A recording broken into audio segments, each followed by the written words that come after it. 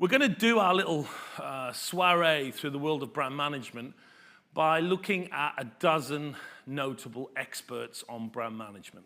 So this is Neil McElroy, and Neil McElroy definitely invented brand management. And so what he did on May the 13th, 1931, is he wrote the McElroy Memo, the most famous memo ever written in marketing. So what do we acknowledge from McElroy's contribution, which is gigantic? First of all, for the first time, we have a formal role, brand manager. We have, for the first time, a whiff of brand architecture, the arrangement of brands, which will become, as we'll see later, probably the most important topic in brand management. Most companies have more than one brand, even back then. How do you arrange them in such a way you can be maximally successful? It seems such an innocuous topic, yet it's at the source of, in my experience, 80 to 90% of brand woes.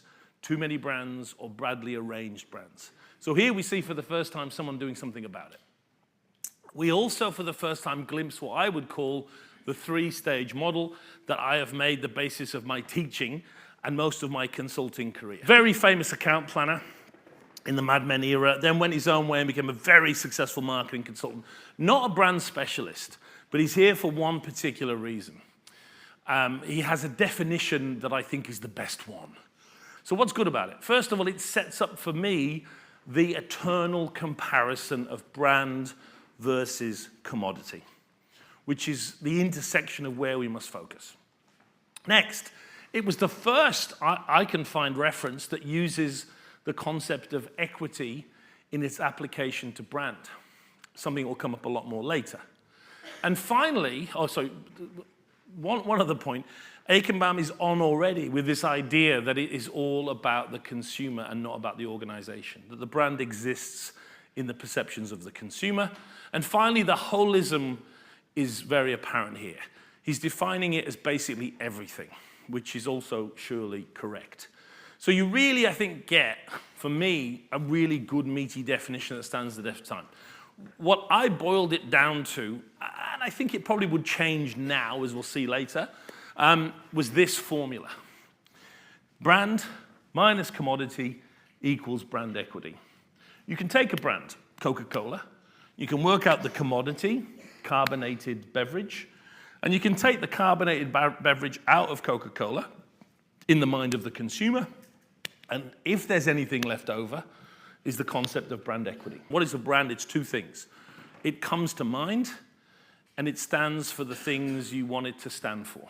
Yeah? That's it. So Ritson and Trout, both working for GE. Reese sets up his own agency and gets Trout to come across. They write an article about positioning. It turns into a book, and it becomes the book of the 1970s. Yeah?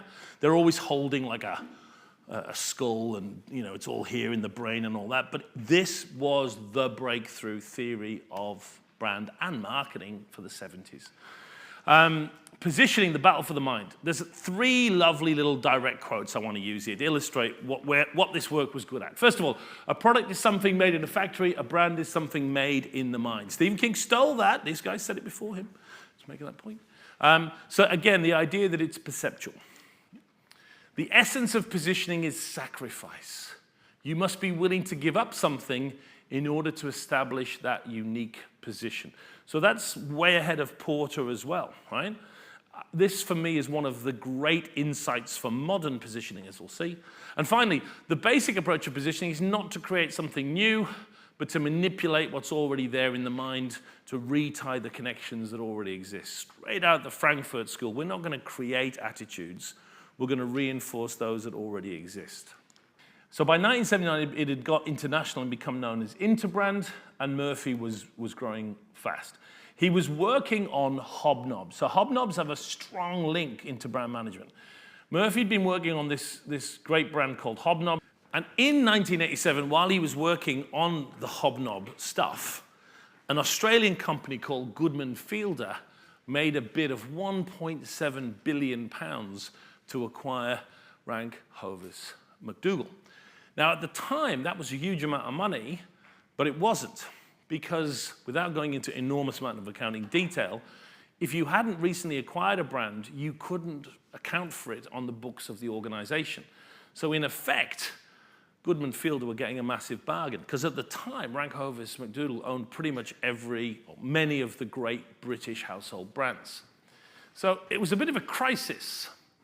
And Murphy famously sent a fax to his client saying, I can put a value on each one of your brands to show that £1.7 billion is way short of what it should be. And Murphy did what all good consultants did. When the client came back and said, we want you to do that, he went, oh, fuck, how am I going to do that, right? It's one of the great skills of consulting. Fuck, why? Okay, how would I do that then? Okay, interesting. He pulled off a methodology that was enough to actually prevent the acquisition. Interbrand expands its business, not just doing naming now, but realizes valuation. And we now get, of course, the most famous document in branding, which is the Interbrand top 100 most valuable brands. And so off goes Arca into the world of brand and writes the two most famous books of the 20th century. He writes Managing Brand Equity in 1991. The first time outside of P&G we had a proper manual. It was beyond communications now. And we got the first glimpse of this idea. There were these two slightly different components. The cognitive brand awareness multiplied by the more semantic brand image. And crucially, all the organizational advantages of what a brand would bestow on a company if they strengthened it. This was all brand new. Then he followed up in 95 with Building Strong Brands, again pushing the idea now that this wasn't the job for ad agencies, this is what brand internal people do.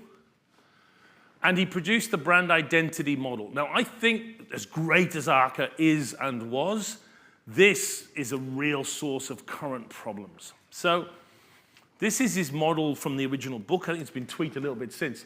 Up at the top, the analysis part is spot on. But the rest of it is very, very, very circuitous and over-complex, in my opinion.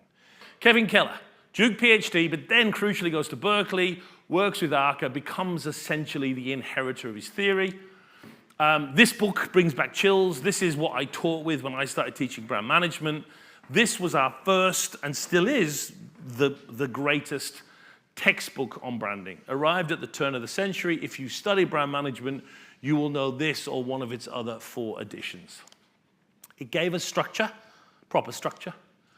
It gave us, and this is a very interesting moment, the consumer-based brand equity model. And so we'll come back to it in a minute, but basically this is at the time what people like me studied.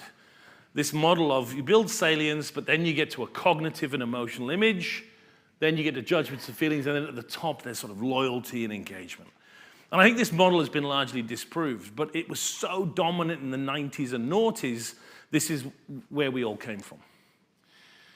His other great moment was the brand report card. It was a Harvard Business Review article, but it was great and remains great. The 10 things you have to do to manage a brand well, it's still 100% correct, 100% applicable. Keller knew his stuff. The Red Book begins it. What does the Red Book tell us back in 2010? The main lesson, salience über alles. Yeah? It's about coming to mind. The modern world of brand management post-Ehrenberg Bass is basically salience.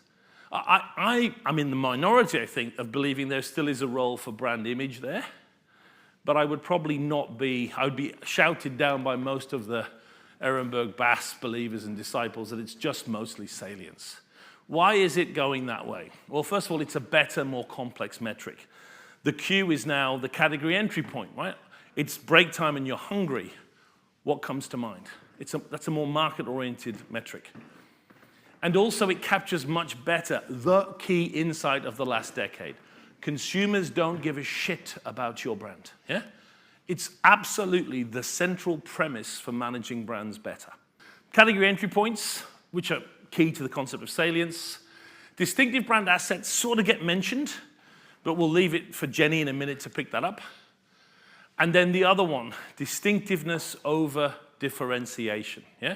Differentiation doesn't exist in the Ehrenberg Bass world. It does, but it's low-level shit like big and small. And finally, the other great construction, sophisticated mass marketing. Huge concept, yeah? There is no doubt, as you look at the data, that if you want to build a brand and you can afford it, you want to go after everyone in the category. Now, the sophisticated means not literally everyone in the UK, everyone that could buy in the category. And if you can define that and afford to reach that group, it is clear that the day of segmentation is over for brand building. I know Peter did the talk 2 years ago. For me, as important as Byron in their contribution to thinking. So both Oxbridge, one Cambridge, one Oxford, off to agencies they went, brilliant statisticians, and really it gets cooking. They get their hands on the IPA data bank, start running an extraordinary amount of analyses of advertising effectiveness here in the UK, and they are very talented statisticians, and irrespective of what they've done for advertising effectiveness, which is huge, their impact on brand management is also huge. My only criticism of the boys here is they called their book The Long and the Short. And it allows people to think, because no one really reads books, right? They go, oh yeah, the long, I get it. Some stuff is long, and some stuff is short. Yeah, I get it, right? That's partly it, right? But the long and the short of it and the other monographs are way bigger than that if you actually properly sit down with them. So yes, there's communication which is long and which is more about brand building. And there's communication which is short and which is more about short-term sales. That's scratching the surface of what Field and Burnett have discovered. The long and the short is a lot bigger than long and short and answers many of our major challenges. And here's the other thing about their work. It's actually fucking had an impact, yeah? This is Grace Kite's slide from the IPA showing that the publication in 2013 of the long and the short of it actually, okay, causality here, but actually did change the balance of submissions, at least to the IPA case studies. I think it had an impact. I think it worked. It managed to show some organizations the fallacy of spending too much on performance marketing. Whew! Jenny Romaniuk. Ehrenberg Bass for 21 years. Her impact really kicks in about 10 years ago. She's written more recently Better Brand Health, which I think is all starting to cook and change the nature of brand measurement. But it is this magnificent opus that we must refer to here. Building distinctive brand assets. So at the core of understanding salience and distinctiveness, to use Professor Sharp's brilliant phrase, we need brands to look like themselves. Now, you think, well, it's obvious. Why wouldn't a brand look like itself? Because brand managers overcomplicate it, get bored, too creative, agencies, you know, everything. Where have I made a contribution that squeezes me kind of in the little cracks between these 12 great thinkers? First of all, market orientation. I did not invent it, but I think I have operationalized it over the last 10 years and when everyone else had forgotten about it. It was a great topic of the early 90s that we forgot about, but it's a forgotten literature. And I talk to clients about doing a 180, which is instead of looking at customers, turn around and see how customers look at you with actual data. And you learn your brand is unimportant, yeah? You learn that you're not distinctive. You learn that your competitors are not the companies you thought. So the future of brand management doesn't really involve brand managers, which is an interesting way for us to conclude.